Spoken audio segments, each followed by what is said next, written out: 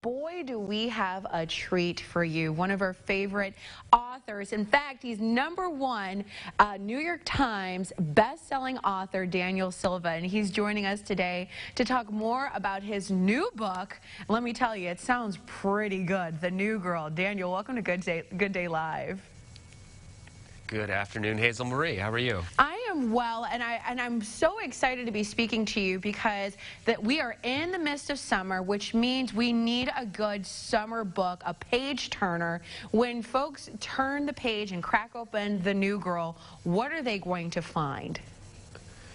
Well, when they first crack The New Girl, chapter 1, they're going to meet a interesting character. They're going to see a beautiful raven-haired young girl of about 12 years old who's a student at an exclusive private school in Geneva. And her classmates and her teachers think that she is the daughter of a wealthy international businessman, but that's not the case. She is the child of the Crown Prince of Saudi Arabia, a man named Khalid bin Mohammed.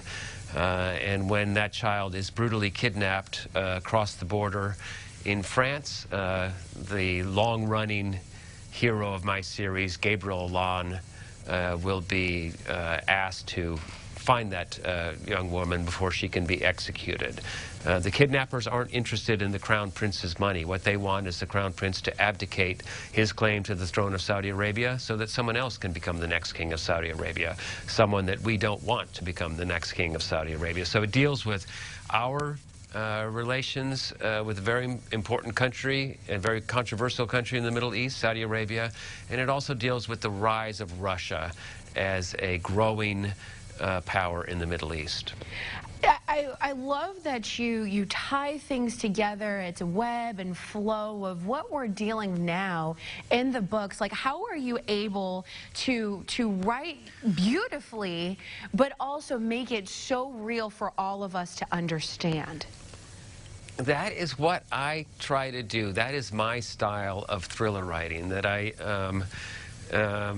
in certain respect, I'm a literary novelist who masquerades as a thriller writer, but there's a lot of female characters in my books, I should say.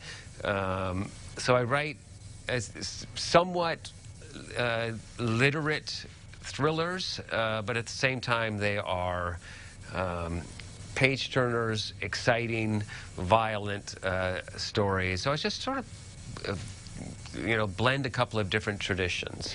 And that's just that is my instinct as a writer. When you're in the writing process, how do you know that you've gone too far? Well, you're like, oh, wait, oh, that may be too political, or, oh, let me draw this out. How do you balance between when developing these beautiful stories? Well, usually my wife is my primary editor, and she's the one who usually takes the red pencil and crosses out the, ooh, you went too far. No, this is too political. And look, I have a wonderful dentist in Florida, and each of the suites has a television in there, so you can watch TV while you're having your teeth drilled. And they have one rule at my dentist in Florida: no news can be on, because our country is so tense and divided right now politically. And so, look, I write political thrillers. They touch on sensitive issues that are happening right now, like Saudi Arabia, like Iran, like Russia. And so, it's inevitable that someone's going to get upset about something that I write, but I certainly don't go out of my way to antagonize or to preach, or I try to play it down the middle. I think it's thought-provoking and makes you think while turning the pages and being entertained at the same time, would you say? That is definitely one of my goals as a writer. I mean, I write about the real world. I mean, my stories have a foundation of fact, but I'm going to take you by the hand and lead you through a doorway into a fictional world. And so, elements from the real world are definitely in this novel. There's a controversial crown prince. A journalist has been murdered. The Iranians are stirring.